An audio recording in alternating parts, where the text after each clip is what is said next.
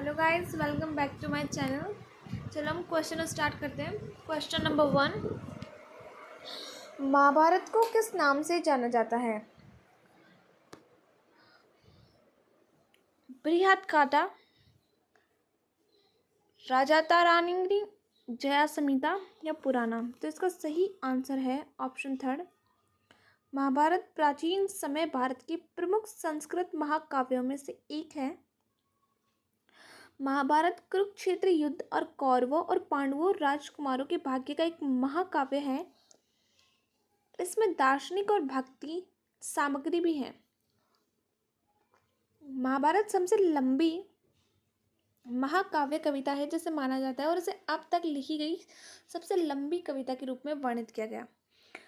अगला क्वेश्चन है, निम्नलिखित में से किस आंदोलन के साथ करो या मरो का नारा जुड़ा हुआ है? तो इसका सही उत्तर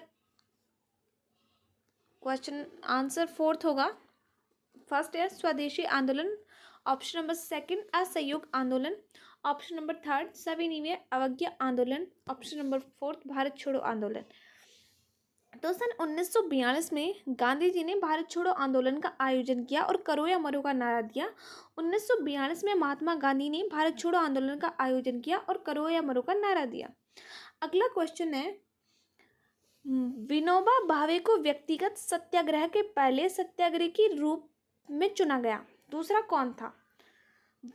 वापस क्वेश्चन पढ़ते हैं कि विनोबा भावे जो थे क्रांतिकारी को व्यक्तिगत सत्याग्रह के पहले सत्याग्रही के रूप में चुना गया था। दूसरा कौन था? यानी पहले तो इन्हें चुना गया था सत्याग्रह के सत्याग्रही, और दूसरे ऐसे कौन से व्यक्ति थे जिन्हें मतलब इसका हेड सत्याग्रही मतलब इनका मतलब जो भी आंदोलन था उसमें जो टॉप हेड रैंकर होता है जिसके अकॉर्डिंग सब कुछ होता है, जो आपको एक परफेक्ट मैन्युअल रिफ्लेक्शन देता है कि हाँ ऐसे करना है, उस प्रकार से पहले तो विनोबा भावे थे। दूसरा कौन था? तो option number 1 is doctor Rajendra Prasad, option number 2 is Pandit Jawaharlal Nehru, option number 3 is C Rajagopalachari and option number 4 is Sardar Vallabhbhai Patel. इसका सही आंसर होगा पंडित जवाहरलाल नेहरू। चुने गए पहले सत्याग्रही आचार्य विनोबा भावे थे जिन्हें युद्ध के खिलाफ बोले पर जेल भेज दिया गया था। दूसरे सत्याग्रही जवाहरलाल नेहरू थे। तीसरे ब्रह्मदत्त थे, गांधी जी के आश्रम के निवासियों में से एक। जो ब्रह्मदत्त थे वो गांधी जी के निवासियों में से एक थे। विनोबा भावे जिन्होंने मतलब युद्ध के खिलाफ बोला कि नहीं ये युद्ध गलत है, आप ये गलत कर रहे हो, आप ये अत्याचार कर रहे हो। उन्होंने भारतीयों के प्रति एक अपनी आत्म भावना जगाई, तो उनको इसके खिलाफ बोलने की जुर्म में जेल में डाल दिया गया। अगला क्वेश्चन है, निम्नलिखित में से किस नदी का उल्लेख ऋग्वैदिक सूक्तों में बार बार नहीं मिलता? Option number A is Ganga, option number B is Sindhu, option number 3 is Brahmaputra and option number D Saraswati. मतलब कौन सी ऐसी नदी है जो ऋग्वैदिक सूक्तों में बार बार नहीं मिलता? तो इसका सही उत्तर होगा ब्रह्मपुत्र। एक अलग क्वेश्चन मैं आपको बाद में बताऊंगी कि वो क्वेश्चन क्या था। इसका सही उत्तर होगा ब्रह्मपुत्र।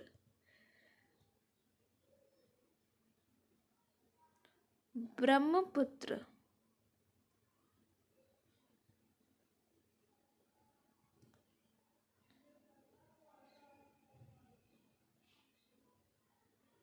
अगला क्वेश्चन देखते हैं, जिस देवता की पूजा ऋग्वैदिक काल में नहीं हुई थी वह है? ऋग्वैदिक में भगवान शिव की भी हुई थी, अग्नि की भी हुई थी, इंद्र की भी हुई थी, मरुतः की हुई थी या नहीं हुई थी?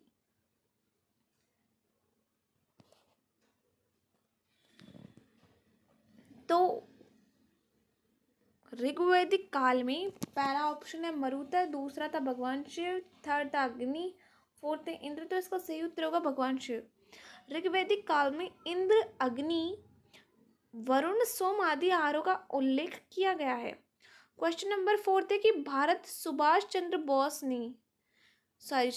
चंद्र बोस ने फॉरवर्ड ब्लॉक की स्थापना किस वर्ष की थी? Option number A is 1939, B is 1937, C is 1938 and D is 1936। तो इसका सही उत्तर होगा ऑप्शन नंबर ए 1939 में सुभाष चंद्र बोस ने फॉरवर्ड ब्लॉक की स्थापना की थी। अखिल भारतीय फॉरवर्ड ब्लॉक भारत में एक वामपंथी राष्ट्रवादी राजनीतिक दल है। कौन सा? वामपंथी राष्ट्रवादी दल, वामपंथी। यह 1939 में सुभाष चंद्र बोस के नेतृत्व में भारतीय राष्ट्रीय कांग्रेस के भीतर एक गुट के रूप में उभरा था। आप एक बार इसे वापस देख लीजिए।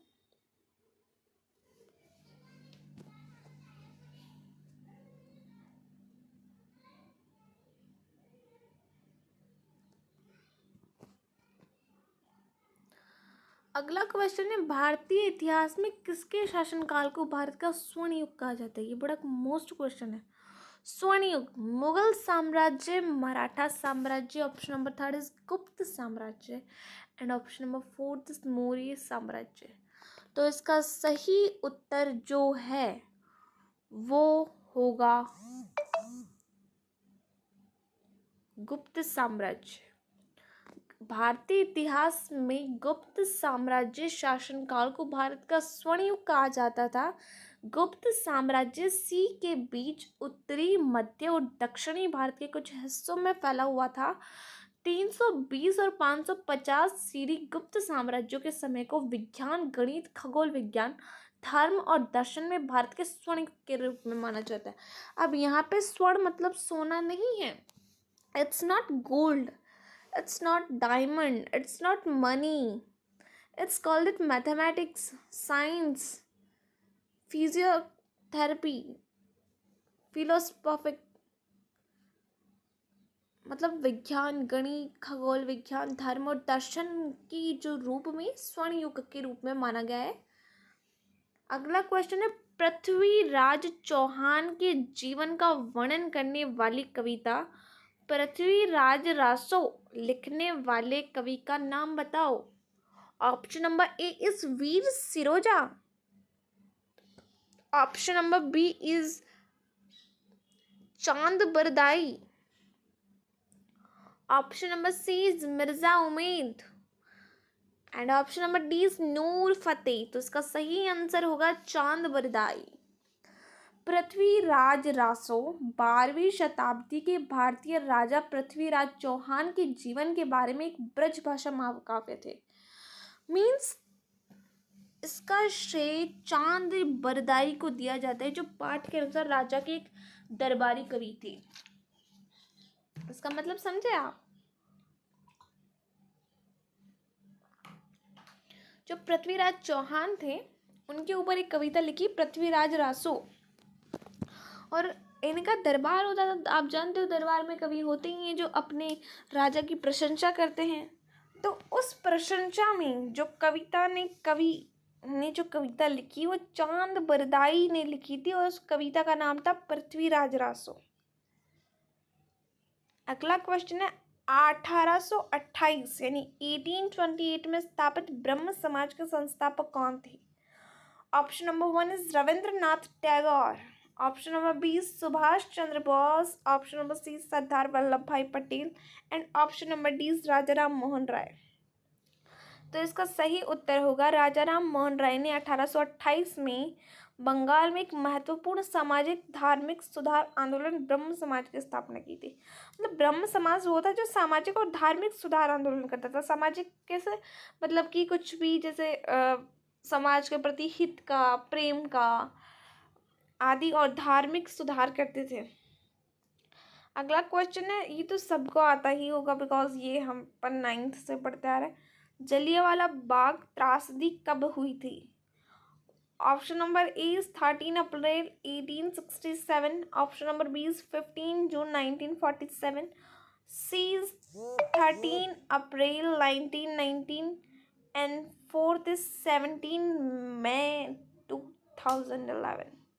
तो इसका सही उत्तर होगा option number C is 13 April 1909। Jallianwala Bagh हत्याकांड से अमृतसर नरसंहार के रूप से जाना जाता है। 13 अप्रैल 1919 को हुआ था। इसमें क्या हुआ था, एक मतलब ये एक पंजाब में है ये जलियांवाला बाग। ये इसकी दीवारें बहुत बड़ी है और इसके आने और जाने का एक छोटा सा पतला सा रास्ता है, जिसमें इन्होंने एक लॉ लगा दिया था कि किसी को भी यदि हमें शक भी हुआ ना, तो हम किसी भी सबूत के दायरे में न रहकर डायरेक्ट उसे जेल में बंद कर देंगे। तो अपने जो लोग थे वो इसके बारे में चर्चा कर रहे थे कि इसे कैसे बंद कराया कुछ भी। तब जनरल डायर का आदेश पर इन्हें अंधाधुंध गोलियों से जाकर मार दिया गया 11:03 पे। तभी वहाँ पर मतलब एक कुआं था, उसमें सब कूद गए कि हाँ शायद हम इस कुएं में बच जाएंगे। उस कुएं में भी आधे से ज़्यादा लाशों के ढेर रखे हुए थे। ये सब चीज़ें 11 साल के बच्चे उधम सिंह ने देखी थी। उसने वहीं उस मिट्टी की सौगंध खाई कि मैं जब तक अपने भारतीयों का बदला नहीं लूँगा ना, तब तक मैं चैन से नहीं बैठूंगा। तो उन्होंने इंग्लैंड में जाकर ही, अब उनके पास पैसा नहीं था तो उन्होंने कुछ वेटर का काम किया। उन्होंने इंग्लैंड में जाकर जनरल डायर को वहीं गोली मार दी। तब उन्होंने खुद को अरेस्ट भी करवा लिया, वहीं से भागे नहीं। तब उनको कहा गया कि आप भागे क्यों नहीं, कि जो मेरा उद्देश्य था जीवन का वो तो मैंने कंप्लीट कर लिया, जनरल डायर को मारना। उनके मुंह मतलब जनरल डायर को उधम सिंह ने मारा था। इसका सही उत्तर होगा 13 अप्रैल 1919। अगले क्वेश्चन की हम आते हैं। कुतुब मीनार के परिसर में महरौली स्तंभ मुख्य रूप से किस लिए प्रसिद्ध है? अब कुतुब मीनार कहाँ स्थित है, ये आप सोचिए और कमेंट कीजिए।